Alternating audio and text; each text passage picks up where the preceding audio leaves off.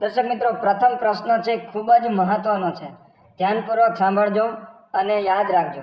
આ પ્રશ્ન જો પૂછાઈ ગયો તો એવા વિદ્યાર્થીને જ આવડશે જેમને ગંભીરતાથી તૈયારી કરી હશે, અને પ્રશ્ન જો પરીક્ષામાં પૂછાઈ ગયો તો તમને મેરિટમાં આગળ લાવશે જ। પહેલો પ્રશ્ન છે, આંતરરાષ્ટ્રીય સ્તરે ટ્રાફિકના નિયમો અને રોડ સાઇનમાં એકરૂપતા લાવવા માટે ઓસ્ટ્રિયાના વિયેના શહેરમાં એક વૈશ્વિક સંમેલનનું આયોજન થયું હતું। તે આયોજન ક્યારે થયું હતું? પ્રશ્ન ખાસ સમજો। જે ઓસ્ટ્રિયા છે, ઓસ્ટ્રિયાના વિયેના શહેરની અંદર એક આયોજન થયું હતું। કઈ બાબતમાં? તો કે આંતરરાષ્ટ્રીય સ્તરે ટ્રાફિકના નિયમો અને રોડ ઉપર જે સાઇન બોર્ડ લગાડેલા હોય એ સાઇન બોર્ડમાં એકરૂપતા લાવવા માટેનું આ એક સંમેલન હતું, જેને Vienna convention on road sign and signal તરીકે ઓળખવામાં આવે છે। Vienna convention on road sign and signal, અને આ સંમેલનનું આયોજન થયું હતું 8 નવેમ્બર 1968માં। તો આ પ્રશ્ન તમારા માટે ખૂબ જ મહત્વનો છે, મોસ્ટ આઈએમપી કહી શકાય, પરીક્ષામાં પૂછાઈ શકે। આવા તમામ પ્રશ્નો છે, બધા જ પ્રશ્નો છે પરીક્ષામાં પૂછાઈ શકે એવા છે, તો તમામ પ્રશ્નો જોઈ લેજો।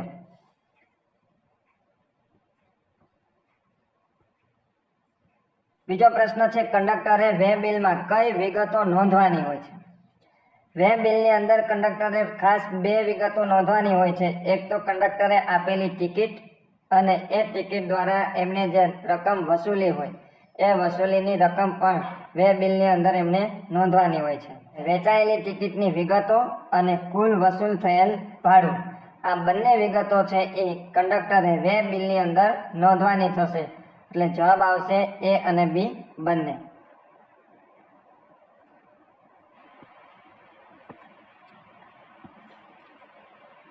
દિલ્હીની ગાદી પર બેસનાર પ્રથમ અને એકમાત્ર મહિલા શાસક કોણ હતા?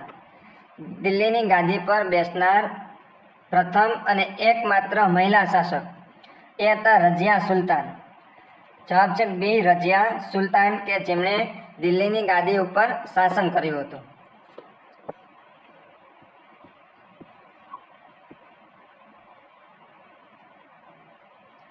કોઈ એક રકમનું 2 વર્ષનું 5% દરે સાદું વ્યાજ 200 રૂપિયા થાય છે તો તે મુદ્દલ રકમ શોધો। આપણે આ પ્રશ્નની અંદર મુદ્દલ શોધવાની છે। પ્રશ્ન એવો છે કે 2 વર્ષનું સાદું વ્યાજ 5% લેખે 200 રૂપિયા થાય છે, તો મુદ્દલ રકમ કેટલી હશે? હજી 4 ઓપ્શન આપેલા છે, 4માંથી એક હશે। અહીંયા આપણે કોઈ લાંબી પ્રોસેસ નથી કરવાની કે ધારો કે મુદ્દલ બરાબર x હોય તો 2, 3, 4, 5, 6 સ્ટેપ કરવા છતાં પણ ઘણી વખત જવાબ છે ન પણ આવે, અને એક પ્રશ્ન પાછળ 3 કે 4 મિનિટ જતી રહે। તો આના માટે આપણે એકદમ શોર્ટ પદ્ધતિ અપનાવવાની। જે 4 ઓપ્શન છે એ ઓપ્શનમાંનો જ એક જવાબ હશે। એટલે પહેલાં આપણે શું કરશું તો કે 3000 છે એને આપણે લઈને ગણતરી કરીએ। 2 વર્ષનું વ્યાજ ગણવાનું છે અને સાદું છે, અને 5% લેખે 3000ના 5% કરીએ તો 3000ના 5% કરીએ એટલે 5 તેરીને 15, 150 રૂપિયા થશે 1 વર્ષનું। 2 વર્ષનું ગણવાનું છે એટલે ગુણ્યા 2 કરીએ એટલે થશે 300 રૂપિયા। 300 રૂપિયા વ્યાજ આવ્યું, આપની વ્યાજ કેટલું આપ્યું છે? 200 રૂપિયા। તો એનો મતલબ એમ થાય કે આપણો પહેલો ઓપ્શન છે આવશે નહીં। આ વ્યાજ છે કેટલું આવવું જોઈએ? 200 રૂપિયા આવવું જોઈએ। હવે બીજો ઓપ્શન લઈએ, 2000ના 5% કરીએ તો 2000ના 5% કરીએ તો 20 પંચા 100, 20 પંચા 100 1 વર્ષનું। તો 2 વર્ષનું કેટલું થશે? તો ગુણ્યા 2, 100 ગુણ્યા 2 કરીએ એટલે થશે 200, જે આપણે 200 વ્યાજ આપેલું છે। એટલે એનો મતલબ એમ થશે કે આપણો જવાબ છે આવશે 2000। 2000નું 2 વર્ષનું 5% લેખે સાદું વ્યાજ 200 રૂપિયા થશે।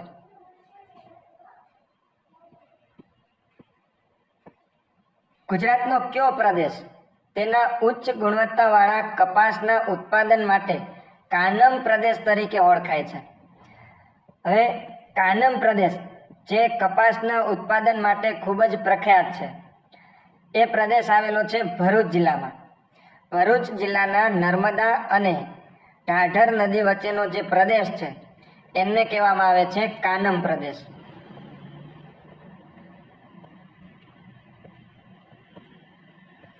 ભરૂચ જિલ્લાનો નર્મદા અને ઢાઢર નદી વચ્ચેનો જે પ્રદેશ છે, નર્મદા અને ઢાઢર નદી વચ્ચેનો પ્રદેશ, એમને કહેવામાં આવે છે કાનમ પ્રદેશ. અને આ કાનમ પ્રદેશ કપાસના ઉત્પાદન માટે ખૂબ જ પ્રખ્યાત છે.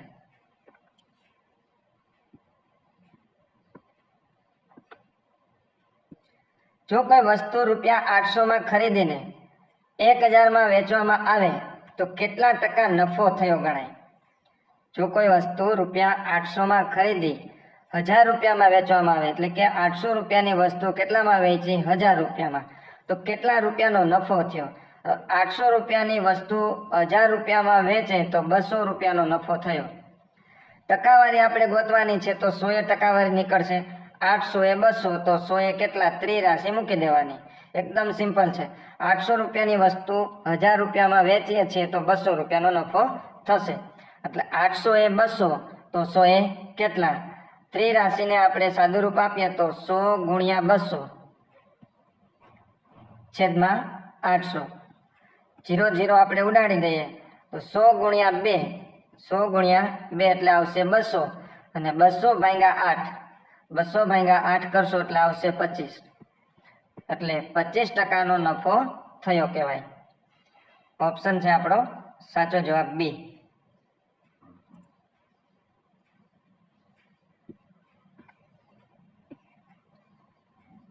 ત્યારબાદ જામનગર જિલ્લાનો આરટીઓ કોડ શું છે?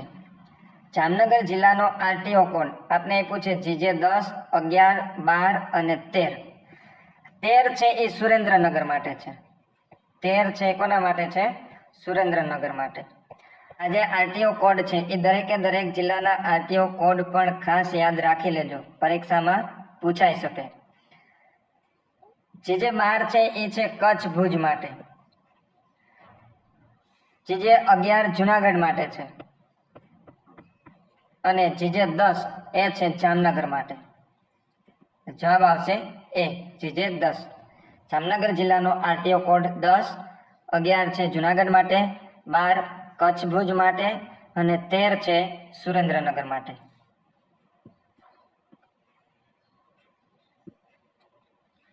ત્યારબાદ સૂચના સંકેતો માટે કયા આકારનો ઉપયોગ થાય છે? આ પ્રશ્ન પણ ખૂબ જ મહત્વનો છે, મોસ્ટ આઈએમપી કહી શકાય. સૂચના સંકેતો માટે કયા આકારનો ઉપયોગ થાય? એમાં ગોળ, ત્રિકોણાકાર, લંબચોરસ, આ 3 પ્રકારના આકારનો ઉપયોગ અલગ અલગ સંકેતો માટે થતો હોય છે. પણ સૂચના સંકેતો માટે લંબચોરસનો ઉપયોગ થાય છે. લંબચોરસનો ઉપયોગ થાય છે. એમાં પ્રથમ આપ્યો છે ગોળ. ગોળ છે એ કેના માટે છે? ફરજિયાત જે બાબતો છે એ બાબતોને આપણે અનુસરવી જ પડશે. દાખલા તરીકે નો એન્ટ્રી દર્શાવવા માટે, સ્પીડ લિમિટ દર્શાવવા માટે, એના માટે ગોળ સંકેતનો ઉપયોગ થશે. ત્યાં પછી ત્રિકોણાકાર છે. ત્રિકોણાકારમાં ચેતવણી દર્શાવવા માટે, દાખલા તરીકે આગળ સાંકડો પુલ હોય, સ્પીડ બ્રેકર હોય, તો એમના માટે ત્રિકોણાકાર હોય. ત્રિકોણાકાર કોના માટે? સંકેતો દર્શાવવા માટે, ચેતવણી દર્શાવવા માટે. ગોળ છે એ ફરજિયાત આપણે એનું પાલન કરવા માટે હોય છે. અને લંબચોરસ છે એ સૂચના માટે હોય છે. સૂચનાના સંકેતો દર્શાવવા માટે લંબચોરસ હોય છે. દાખલા તરીકે આગળ હોસ્પિટલ છે, પેટ્રોલ પંપ છે, સ્કૂલ છે, વગેરે વગેરે. તે પછી ગુજરાતી વ્યાકરણને લગતો પ્રશ્ન છે, નવરાત્રી શબ્દનો સમાસ ઓળખાવો. દર્શક મિત્રો, આ સમાસ છે એ ખૂબ જ સરળ છે અને યાદ રાખવો પણ સરળ છે. જ્યારે વિશેષણ છે એ સંખ્યાવાચક હોય, એટલે કે નવરાત્રી, દાખલા તરીકે નવરાત્રી, પછી ત્રિલોક, ત્યાર પછી પંચવટી, ત્રિવેણી, પછી સપ્તર્ષિ, આવા જ્યારે સંખ્યાવાચક વિશેષણ હોય તો એ બને છે દ્વિગુ સમાસ. સંખ્યાવાચક વિશેષણ હોય તો એને કહેવામાં આવે છે દ્વિગુ સમાસ. શબ્દકોશના ક્રમ પ્રમાણે સાચો ક્રમ કયો છે? શબ્દકોશના ક્રમ પ્રમાણે આપને 4 ઓપ્શન આપેલા છે, ચારેય ઓપ્શનમાં 4 શબ્દ છે. તો એમાંનો સાચો ક્રમ કયો છે? સૌ પ્રથમ તો તમે ખાસ યાદ રાખજો કે અનુસ્વાર વાળા જે અક્ષર છે એ સાદા અક્ષર પ્રથમ આવશે, એ સાદા અક્ષર પહેલા આવશે. એટલે કે અનુસ્વાર વાળા જે અક્ષર છે એ સાદા અક્ષર ને પહેલા આવશે. દાખલા તરીકે અને આ સાદો અક્ષર છે અને આ છે એ અનુસ્વાર વાળો છે. તો પ્રથમ કયો આવશે? અનુસ્વાર વાળો. તો અહીંયા આપણે જો ત્રીજો ઓપ્શન જે આપેલો છે સી, એમાં પહેલા સાદો છે અને પછી છે અનુસ્વાર વાળો, એટલે શબ્દકોશ પ્રમાણે આ ગોઠવાયેલ છે નહીં. ત્યાર પછી જે ડી આપેલો છે એમાં શું છે? એક અનુસ્વાર વાળો છે, એક સાદો છે, એક અનુસ્વાર વાળો છે, એક સાદો છે, એટલે આ પણ શબ્દકોશ પ્રમાણે ગોઠવાયેલો નથી. પ્રથમ છે અંબર અને ત્યાર પછી છે અંક. પહેલા ઓપ્શનની અંદર પ્રથમ 2 શબ્દ છે, પહેલું છે અંબર અને પછી છે અંક. તો અહીંયા બીજો અક્ષર છે એ બ છે અને આમાં છે એ ક છે. તો પ્રથમ શું આવશે? બ આવશે કે ક? તમે જ વિચારો. પ્રથમ શું આવશે? ક આવશે. એટલે એનો મતલબ એમ થાય કે આ પ્રથમ આવશે અને આ છે એ દ્વિતીય આવશે, એટલે આ ઓપ્શન પણ આવશે નહીં. એ નહીં આવે, સી નહીં આવે અને ડી પણ નહીં આવે. હવે રહ્યો બી. તો અંક, અંબર, આકાશ અને ઈશ્વર. આપણો જવાબ બનશે બી.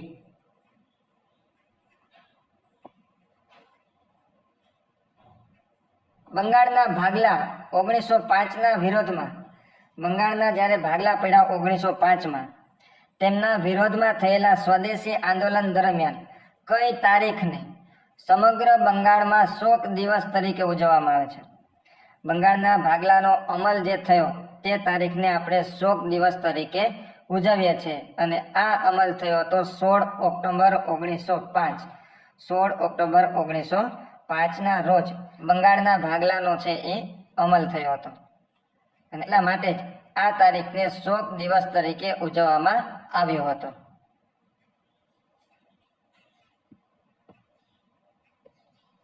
એક દંપતી અને તેનું 10 વર્ષનું બાળક બસમાં મુસાફરી કરે છે. એક દંપતી અને એમની સાથે 10 વર્ષનું બાળક બસમાં મુસાફરી કરે છે. એક ટિકિટનો ભાવ 40 હોય તો કુલ કેટલું ભાડું થશે? અહીંયા ખાસ શબ્દ પકડજો. એક દંપતી એટલે કે પતિ પત્ની 2 જણા છે અને એક 10 વર્ષનું બાળક છે. તો 10 વર્ષનું બાળક કે 5 વર્ષથી ઉપર અને 12 વર્ષની વચ્ચે હોય તો એમની ટિકિટ છે એ અડધી લેવાશે અને 2 મુસાફર છે એમની આખી લેવાશે. એટલે પતિ પત્નીની 2 ટિકિટ, એક ટિકિટનો ભાવ છે 40 રૂપિયા, એટલે 2 ગુણ્યા 40 કરશો એટલે આવશે 80 અને અડધી ટિકિટ એ 40ના અડધા એટલે 20. કુલ કેટલા રૂપિયાની ટિકિટ થશે? 100 રૂપિયાની.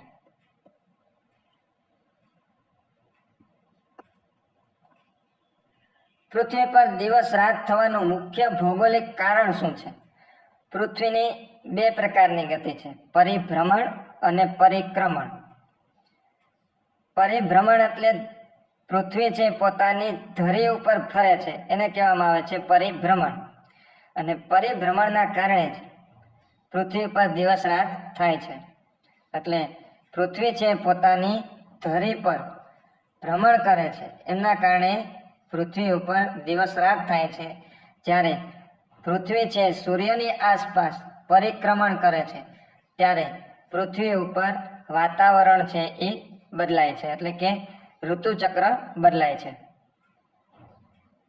પરિક્રમણને વાર્ષિક ગતિ કહેવાય છે, જ્યારે ધરીભ્રમણને દૈનિક ગતિ કહેવાય છે. દિલ્હી સલ્તનતના કયા સુલતાને બજાર નિયંત્રણ પદ્ધતિ અને ભાવ નિયમન ખૂબ જ કડકાઈથી લાગુ કર્યું હતું? આ પ્રશ્ન પણ ખૂબ જ મોસ્ટ આઈએમપી કહી શકાય. ખાસ યાદ રાખજો, દિલ્હી સલ્તનતના કયા સુલતાને બજાર નિયંત્રણ, હાલની જે પરિસ્થિતિ છે એને ધ્યાનમાં રાખીને આ પ્રશ્ન પરીક્ષાની અંદર પૂછાઈ શકે કે બજાર નિયંત્રણ પદ્ધતિ અને ભાવ નિયમન ખૂબ જ કડકાઈથી લાગુ કર્યું હતું. એ દિલ્હીના કયા એવા સુલતાન હતા કે જેમણે આ લાગુ પાડ્યું હતું? તો એ હતા અલાઉદ્દીન ખિલજી. અલાઉદ્દીન ખિલજી.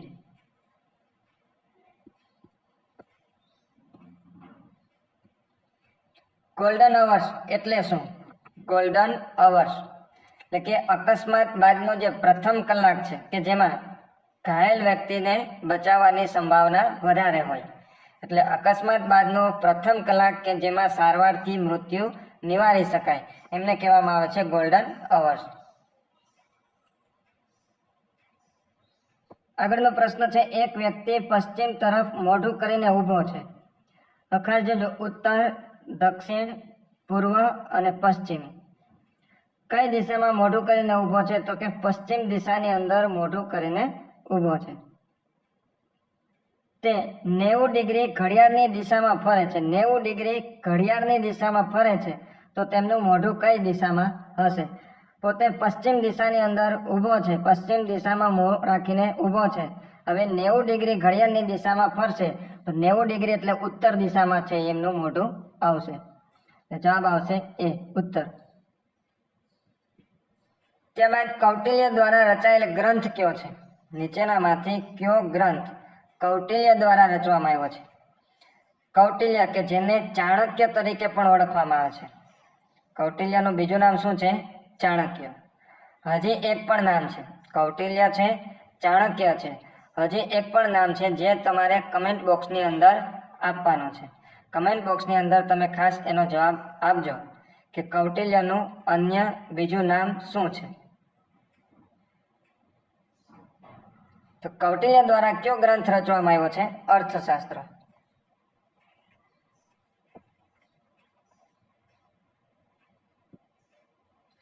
એક ટિકિટનો ભાવ 20 રૂપિયા હોય તો 4 પુખ્ત અને 4 વર્ષના બાળકની ટિકિટનું કુલ ભાડું કેટલું થાય? પ્રશ્ન ખાસ સમજો. ટિકિટનો ભાવ 20 રૂપિયા છે, 4 પુખ્ત વયના પુરુષો છે અથવા તો સ્ત્રીઓ છે, એટલે કે 4 પુખ્ત વયના છે અને 4 વર્ષનો એક બાળક છે. તો 4 વર્ષનું બાળક છે એમની કોઈ ટિકિટ લેવામાં આવશે નહીં. માત્ર ને માત્ર 4 પુખ્ત વયના છે એમની જ ટિકિટ લેવામાં આવશે. એટલે 4 ગુણ્યા 20, એક ટિકિટનો ભાવ છે 20 રૂપિયા, કુલ થશે 80 રૂપિયા. કુલ 80 રૂપિયા ભાડું છે એ વસૂલવામાં આવશે.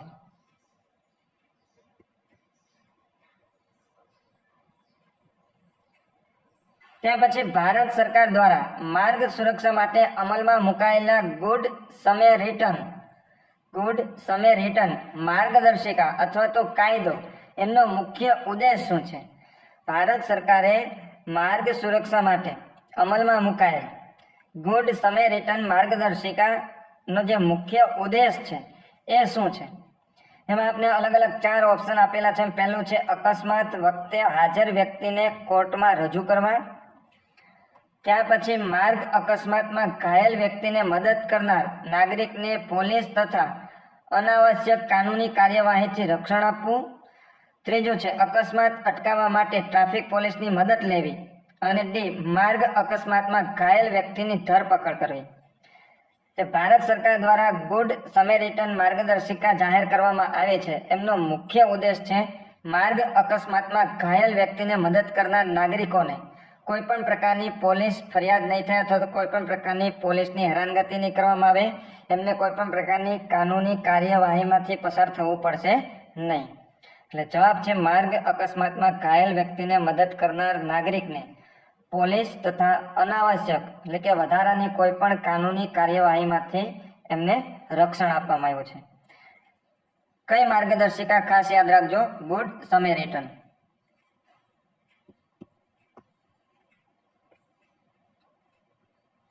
મોટર વાહન અધિનિયમની કઈ કલમ હેઠળ હિટ એન્ડ રન અકસ્માત કેસમાં વળતરની જોગવાઈ છે?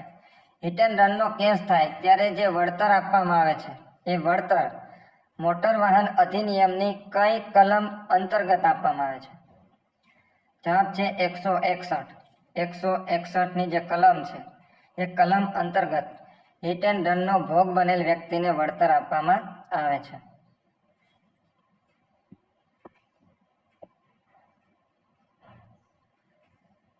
ત્યારબાદ જીએસઆરટીસીના વિભાગો સંદર્ભે આપને જોડકું આપેલું છે.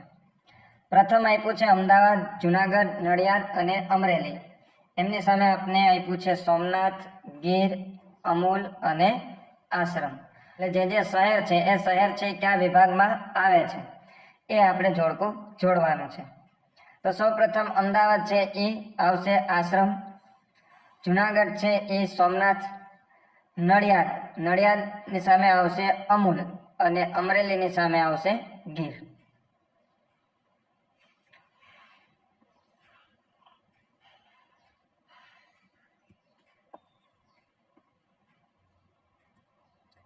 બૌદ્ધ ધર્મની પ્રથમ મહાસભા કયા શાસકના સમયમાં અને કયા સ્થળે યોજાઈ હતી? બૌદ્ધ ધર્મની પ્રથમ મહાસભા કયા શાસકના સમયમાં અને કયા સ્થળે યોજાઈ હતી? જવાબ છે ડી, અજાતશત્રુના સમયમાં. બૌદ્ધ ધર્મની જે પ્રથમ મહાસભાનું આયોજન થયું હતું એ થયું હતું રાજગૃહ ખાતે. અને કોના શાસન દરમિયાન? અજાતશત્રુના શાસન દરમિયાન.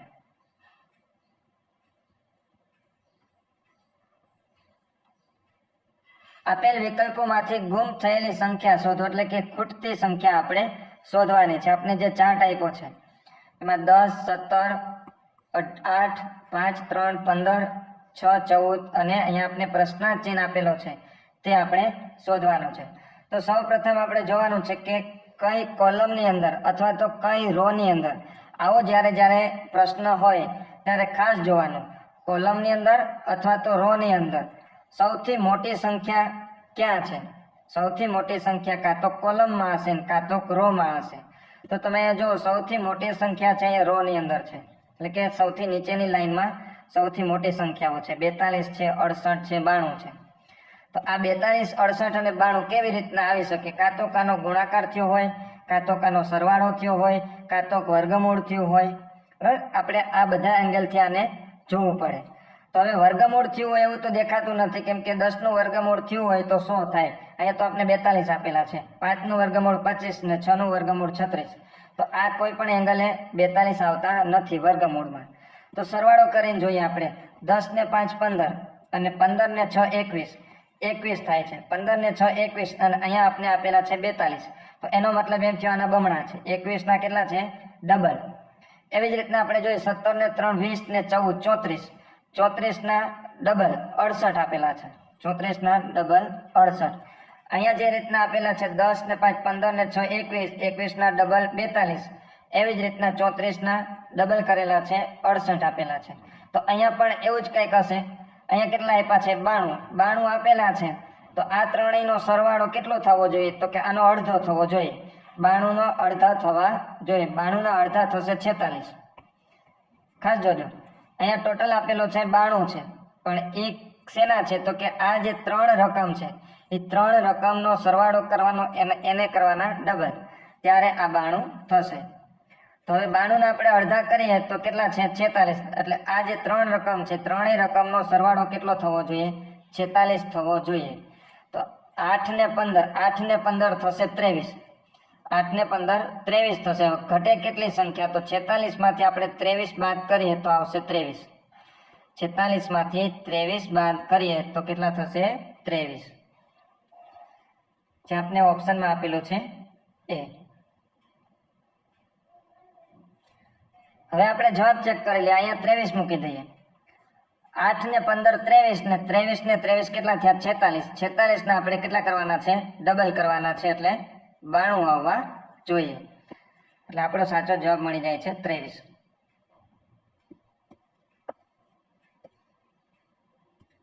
મોટર વ્હીકલ એક્ટ 1988 ની કલમ 178 ની પેટા કલમ 2 હેઠળ જો કંડક્ટર પોતાની ફરજ બજાવવામાં પ્રથમ વખત નિષ્ફળ જાય, એટલે કે પોતાની ફરજ બજાવવામાં કંઈક ભૂલ કરે તો કેટલા રૂપિયા સુધીની દંડની જોગવાઈ છે? ખાસ જોજો, પ્રથમ વખત. મોટર વ્હીકલ એક્ટ 1988 ની કલમ 178 ની પેટા કલમ 2 હેઠળ કંડક્ટર પ્રથમ વખત પોતાની ફરજ બજાવવામાં નિષ્ફળ જાય તો એમને પ્રથમ વખત 500 રૂપિયાનો દંડ થશે. અને જો બીજી વખત આવી ભૂલ કરે તો એમને 1000 રૂપિયાનો દંડ થશે. તો અહીંયા આપણે પ્રથમ વખત પૂછ્યું છે, એટલે આપણો જવાબ આવશે બી. ત્યાર પછી સાચી સંધિ જોડો. આપણે ગુજરાતી વ્યાકરણને લગતો પ્રશ્ન છે, સંધિને લગતો પ્રશ્ન છે. કવિ વત્તા ઇન્દ્ર. કવિ વત્તા ઇન્દ્ર. ખાસ તમે અહીંયા ધ્યાન દેજો. કવિ વત્તા ઇન્દ્ર. કેવી રીતના છે? કવિ, આ વી છે એ હસ્વ છે, વી છે એ હસ્વ ઈ છે, પ્લસ ઇન્દ્રમાં પણ ઈ છે કેવો છે? એ પણ હસ્વ ઈ છે, એટલે બે હસ્વ ઈ ભેગા થાય છે એટલે હસ્વ ઈ પ્લસ હસ્વ ઈ એ કેવો થઈ જશે? દીર્ઘ ઈ થઈ જશે. હસ્વ ઈ પ્લસ હસ્વ ઈ બંનેને આપણે ભેગા કરીએ, અહીંયા જે સંધિ છે સંધિને જોડીએ તો હસ્વ ઈ છે કેવો થઈ જશે? દીર્ઘ ઈ થઈ જશે, એટલે જે કવિમાં વી એ હસ્વ છે એ કેવો થઈ જશે? દીર્ઘ ઈ થઈ જશે, એટલે કવિન્દ્ર થઈ જશે, કવિન્દ્ર.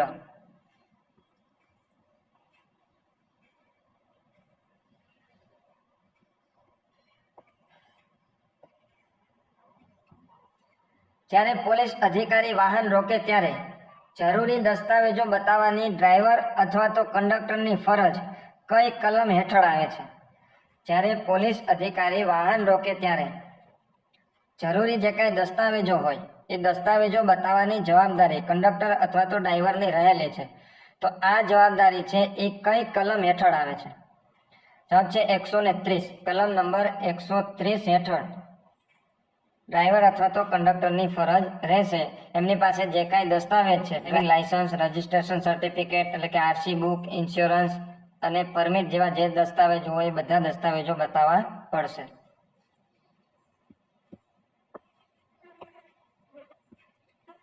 જો એક ટિકિટનો ભાવ 20 રૂપિયા હોય તો દોઢ ટિકિટનું ભાડું કેટલું થાય? તો એકદમ સરળ પ્રશ્ન છે, આવા પ્રશ્ન પણ પૂછાઈ શકે. એક ટિકિટનો ભાવ 20 રૂપિયા છે તો દોઢ ટિકિટના કેટલા? એકદમ સરળ છે, ગણતરી કરવાની જરૂર નથી. 30 રૂપિયા.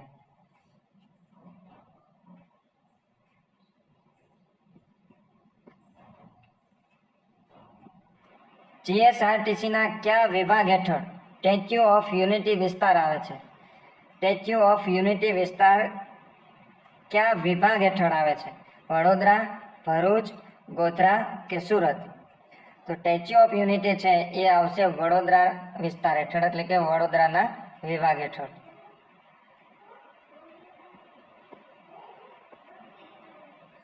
આગળનો પ્રશ્ન છે, તેનું મુખ પૂર્ણ ચંદ્ર જેવું ખીલેલું છે. આ વાક્યમાં કયો અલંકાર છે? તેનું મુખ પૂર્ણ ચંદ્ર જેવું ખીલેલું છે. તો અહીંયા ઉપમા અલંકાર બને છે. ઉપમા અલંકાર ક્યારે બને? તો કે જ્યારે કોઈ એક વસ્તુ અથવા તો વ્યક્તિની સરખામણી અન્ય સાથે કરવામાં આવે ત્યારે એનો મતલબ એમ થાય કે ઉપમા કરવામાં આવી. અહીંયા તેનું મુખ કોના જેવું ખીલેલું બતાવ્યું છે? પૂર્ણ ચંદ્ર જેવું, એટલે આ અલંકાર બને છે ઉપમા અલંકાર.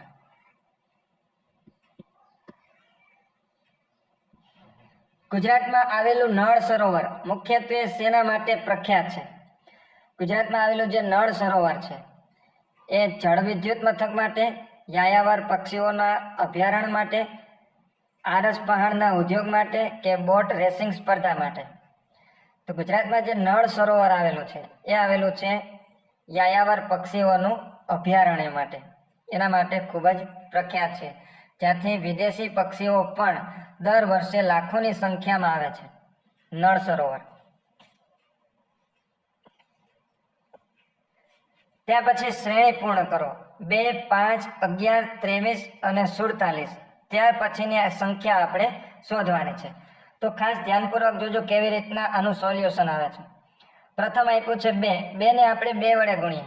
2 ને 2 વડે ગુણીએ તો આવશે 4, 4 માં 1 ઉમેરીએ તો થશે 5. એવી જ રીતના 5 ને 2 વડે ગુણવાના છે. 5 ને 2 વડે ગુણીએ તો 10 આવશે, 10 માં 1 ઉમેરીએ તો થશે 11. એ જ પેટર્નથી આગળ વધીએ. આપણે આગળ વધીએ તો 11 ગુણ્યા 2 કરીએ તો 22 થશે, અને 22 માં 1 ઉમેરીએ તો થશે 23. અને 23 ગુણ્યા 2 કરીએ, 23 ગુણ્યા 2 એટલે થશે 46, પ્લસ 1 કરીએ તો થશે 47. એવી જ રીતના 47 ગુણ્યા 2 કરીએ, 47 ગુણ્યા 2 કરીએ તો આવશે 94. 47 ગુણ્યા 2 તો 94, પ્લસ 1 એટલે થશે 95. દરેક રકમને 2 વડે ગુણવાની ને એમાં આપણે 1 ઉમેરશું એટલે આગળની સંખ્યા આપને મળશે.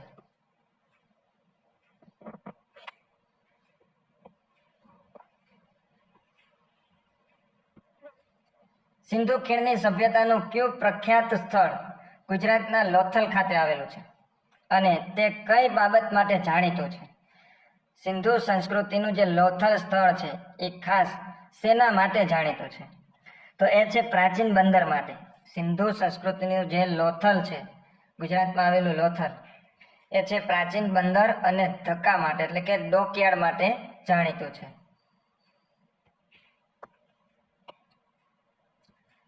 1857ના સ્વતંત્ર સંગ્રામની શરૂઆત કઈ તારીખે અને કયા સ્થળેથી થઈ હતી? 1857નો જે સંગ્રામ થયો હતો એ મેરઠથી થયો હતો અને 10 મે 1857ના રોજ એમની શરૂઆત થઈ હતી અને કયા સ્થળેથી? મેરઠથી.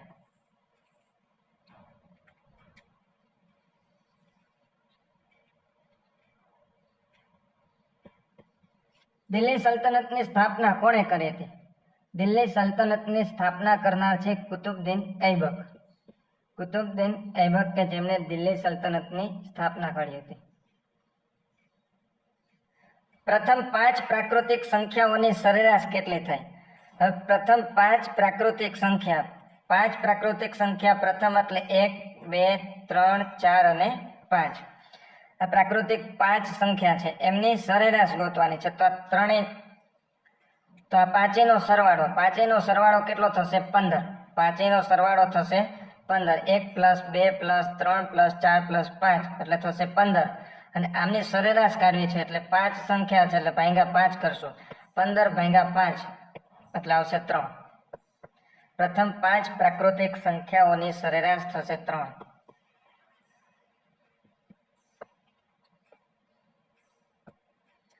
જો કોઈ ચોક્કસ સાંકેતિક ભાષામાં રોજને 9615 લખાય અને ચેરને 73429 લખાય તો તે જ ભાષામાં સર્ચને કેવી રીતે લખી શકાય?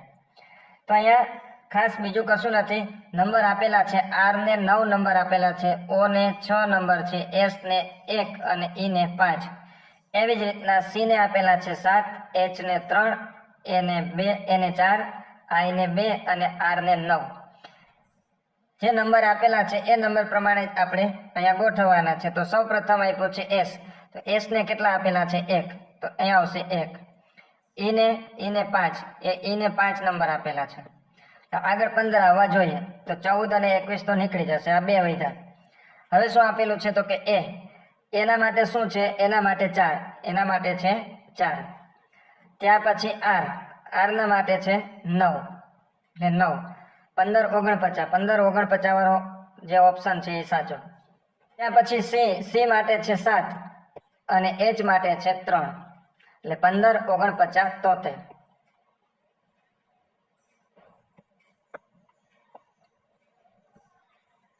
કોઈ 3 મુસાફર ભાઈ લોકલ બસમાં 15 સ્ટેજની મુસાફરી કરે છે તો કંડક્ટરે કેટલા રૂપિયાની ટિકિટ આપવાની થાય?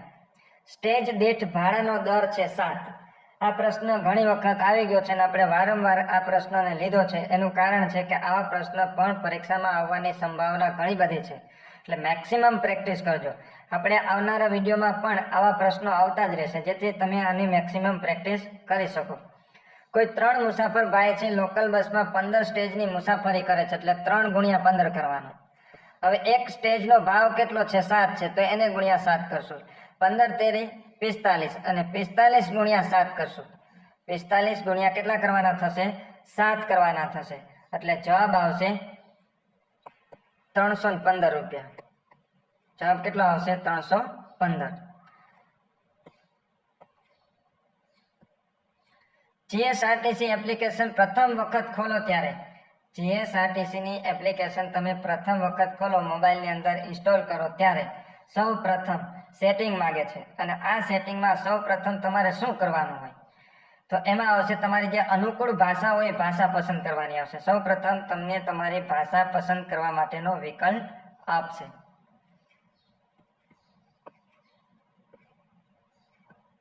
જો લાયસન્સ રિન્યુ કરાવતી વખતે કંડક્ટરની ઉંમર 50 વર્ષ કે તેથી વધુ હોય અથવા તો કોઈ પણ વ્યક્તિ કોઈ પણ વાહન ચલાવવા માટે લાયસન્સ રિન્યુ કરાવવા જાય અને એમની ઉંમર 50 વર્ષ કરતાં તેથી વધુ હોય તો ત્યારે એમની લાયસન્સ છે એ દર કેટલા વર્ષે રિન્યુ કરાવવું પડશે? રિન્યુ કરાવવા માટે જો એમની ઉંમર 50 વર્ષ થઈ ગઈ છે તો દર 5 વર્ષે એમણે રિન્યુ કરાવવું ફરજિયાત છે. બાકી 20 વર્ષનો સમય હોય છે. 20 વર્ષ અથવા તો 50 વર્ષ એમની ઉંમર થઈ જાય એ પહેલાં જે થતી હોય એ પ્રમાણે એમણે અનુસરવું પડશે. એટલે રિન્યુ કરાવતી વખતે જો એમની ઉંમર 50 વર્ષ પૂરી થઈ ગઈ હોય તો ત્યાર પછી દર 5 વર્ષે એમણે રિન્યુ કરાવવું પડશે. ગુજરાતનો સૌથી લાંબો દરિયા કિનારો કયા જિલ્લામાં આવેલો છે? ગુજરાતનો સૌથી લાંબો દરિયા કિનારો એ આવેલો છે જામનગર જિલ્લાની અંદર. બીજું દર્શક મિત્રો, આપણો જે ગુજરાતનો દરિયા કિનારો છે એ સૌથી લાંબો દરિયા કિનારો છે. ભારતનો સૌથી લાંબો દરિયા કિનારો ગુજરાતનો છે. અત્યાર સુધી 1600 કિલોમીટર છે ગણવામાં આવતો હતો, પરંતુ ચોક્કસ ગણતરી કરી અને આ 1600 કિલોમીટરમાં થોડોક ફેરફાર થયો છે. એ ફેરફાર કેટલો થયો છે જો તમને ખ્યાલ હોય તો કમેન્ટ બોક્સની અંદર લખજો કે હાલ ગુજરાતનો દરિયા કિનારાનો ચોક્કસ આંકડો છે એ કેટલો છે, કેટલા કિલોમીટરનો છે. હાલ છે એ 1600 કિલોમીટર છે ગણવામાં આવતો નથી. આ છે એ જૂનો આંકડો છે. ચોક્કસ પદ્ધતિથી એમની ચોક્કસ લંબાઈ છે માપવામાં આવી છે અને આ આંકડામાં ફેરફાર થયો છે, તો એ પણ ખાસ ધ્યાનમાં લેજો.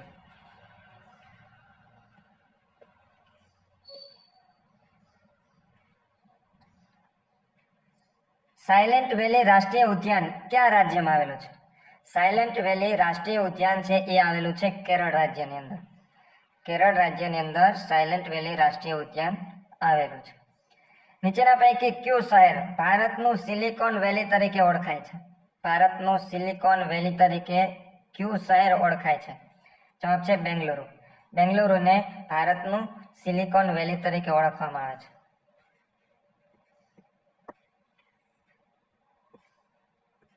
ભારતનું સૌથી મોટું ખારા પાણીનું સરોવર કયું છે? ભારતનું સૌથી મોટું ખારા પાણીનું સરોવર છે ચિલ્કા સરોવર. ચિલ્કા સરોવર.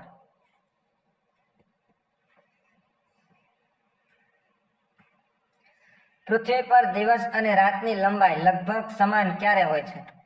પૃથ્વી પર દિવસ અને રાતની લંબાઈ એટલે કે રાત અને દિવસ સમાન ક્યારે હોય છે? 21 જૂન 22 ડિસેમ્બર, 21 માર્ચ 23 સપ્ટેમ્બર, 22 જુલાઈ 15 ડિસેમ્બર કે 14 એપ્રિલ 15 ઓગસ્ટ. 2 દિવસ એવા હોય છે કે જ્યારે રાત અને દિવસ છે લગભગ સમાન હોય છે અને એ હોય છે 21 માર્ચ અને 23 સપ્ટેમ્બર. 21 માર્ચ અને 23 સપ્ટેમ્બર આ 2 દિવસ એવા હોય છે કે રાત અને દિવસ સમાન હોય છે. જ્યારે 22 ડિસેમ્બર છે એ દિવસ ટૂંકો હોય છે અને રાત લાંબી હોય છે. દિવસ કેવો હોય છે? ટૂંકો હોય છે અને રાત લાંબી હોય છે. જ્યારે 21 જૂનના રોજ દિવસ છે એ સૌથી લાંબો હોય છે. 21 જૂનના રોજ દિવસ કેવો હોય છે? લાંબો અને રાત ટૂંકી હોય છે.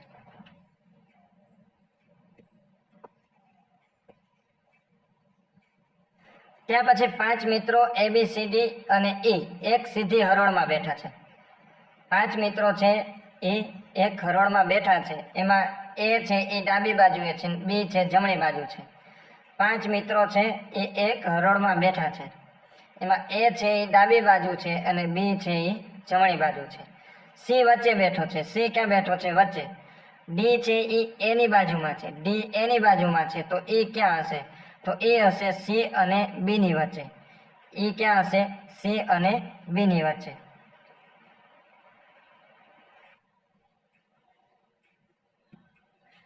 ત્યાં પછી કોઈ સંખ્યાના 25% બરાબર 80 હોય તો તે સંખ્યા કેટલી હશે? તે મૂળ સંખ્યા કેટલી હશે આપણે શોધવાની છે કે કોઈ સંખ્યાના 25% બરાબર કેટલા હોય? 80. તો 4 ઓપ્શન છે. આપણે ઓપ્શન પ્રમાણે જ લેશું. આપણે જે આગળનો દાખલો જોયો તો આગળ જે પ્રશ્ન જોયો તો એ પ્રમાણે જ. તો 300 ના 25% કરીએ તો 80 આવવા જોઈએ. તો એનો મતલબ એમ થાય કે આપણો 300 છે એ જવાબ આવશે. તો જો 300 માં આપણે ગણતરી કરીએ તો 80 આવે છે કે નહીં? 300 ના 25%. 300 ના 25% કરીએ એટલે કેટલા થશે? 2 0 આપણે ઉડાડી દઈએ તો 25 તેરી 75. 25 તેરી 75. 80 આવતા નથી. એનો મતલબ એમ થાય કે એ જવાબ આપણો આવશે નહીં. ત્યાર પછી 320 ગુણ્યા 25% કરીએ. 320 ગુણ્યા 25% એટલે 1 0 અહીંયા ઉડી જશે. 32 ગુણ્યા 25 કરીએ. 32 ગુણ્યા 25 તો 32 ગુણ્યા 25 કરશું એટલે આવશે 800 અને 800 ભાગ્યા 10, 800 ભાગ્યા 10 કરશો એટલે આવશે 80. તો એનો મતલબ એમ થયો કે આપણો જવાબ શું આવશે? 320. 320 ના 25%, 320 ના 25% કરીએ એટલે આવવા જોઈએ 80.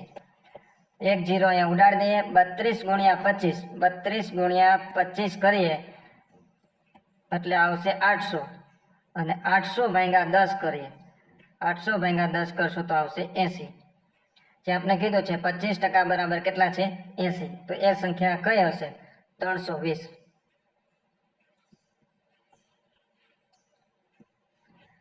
એક વ્યક્તિ ઉત્તર તરફ 10 મીટર ચાલે છે. એક વ્યક્તિને આપણે અહીંયા ઊભો રાખી દઈએ અને એ વ્યક્તિ છે ઉત્તર તરફ કેટલા મીટર ચાલે છે? 10 મીટર ચાલે છે. આ 10 મીટર ચાલે છે, જોજો ખાસ. પછી જમણી બાજુ વળી 10 મીટર ચાલે છે. વળી પાછો કઈ બાજુ વળે છે? આ બાજુ વળે તો ડાબી બાજુ આવશે, આ બાજુ વળે તો જમણી બાજુ. જમણી બાજુ વળીને કેટલા મીટર ચાલે છે? 10 મીટર. તો 10 મીટર પાછો જમણી બાજુ ચાલે છે. પછી ફરી પાછો જમણી બાજુ વળે છે અને 10 મીટર ચાલે છે. એટલે ફરી પાછો જમણી બાજુ વળે છે અને કેટલા મીટર ચાલે છે? 10 મીટર. હવે તે શરૂઆતના સ્થળથી કેટલો દૂર હશે? એટલે કે ક્યાં હશે? શરૂઆતના સ્થળથી, એટલે કે શરૂઆતના સ્થળથી હવે ભાઈ ક્યાં છે? તો કયા છે? આ જે અંતર છે, આ જે અંતર છે એ 10 મીટર છે. તો આ અંતર પણ કેટલું હશે? 10 મીટર જ હશે. તો 10 મીટર છે, 10 મીટર દૂર છે, 10 મીટર દૂર છે. અને કઈ દિશામાં હશે? આ ઉત્તર દિશા છે, તો આ હશે પૂર્વ દિશા. એટલે 10 મીટર પૂર્વ આવશે. ભારતમાં આર્યો વિશેની માહિતી મુખ્યત્વે કયા ગ્રંથમાંથી મળે છે? ભારતમાં જે આર્યો છે એ આર્યો વિશેની માહિતી એ મળે છે ઋગ્વેદમાંથી. ત્યાં પછી આપણે આપ્યું છે A/B બરાબર 5/7. એ અને B નું પ્રમાણ આપ્યું છે. A/B બરાબર 5/7, એટલે કે A અને B નું પ્રમાણ છે 5/7. જો બંને પાસે મળીને રૂપિયા 1440 હોય, 1440 બંને પાસે ભેગા મળીને છે, તો B ના ભાગે કેટલા આવશે? બે નું પ્રમાણ આપ્યું છે 5/7 અને કુલ રકમ છે 1440. B ના ભાગે કેટલા આવશે? તો એનો ભાગ છે 5, B નો ભાગ છે 7, કુલ ભાગ થશે 12. આ બેનો સરવાળો કરવાનો. 5 અને 7 નો શું થશે? સરવાળો. કુલ ભાગ કેટલો થયો? 12. હવે B ના ભાગે કેટલા આવશે? તો 1440. 1440 ગુણ્યા 7 ભાગ્યા 12. આ ખાસ યાદ રાખવાનું, ગણતરી કરવા માટે 1440 ગુણ્યા 7. આ B નો ભાગ છે એટલે B ના ભાગ કેટલો છે? 7, એટલે 7 વડે ગુણવાનો. અને ટોટલ થાય છે 12, એટલે એનાથી આપણે ભાગાકાર કરવાનો. 1440 ગુણ્યા 7 કરશું. આનો ગુણાકાર તમારે ખાસ કરવો પડશે. 1440 ગુણ્યા 7 કરશો એટલે આવશે 10,080. 10,080 એને ભાગ્યા 12 કરીએ તો આવશે 840. આ મેથડ તમારે ખાસ યાદ રાખવાની છે કે કેવી રીતના આનું સોલ્યુશન થાય છે.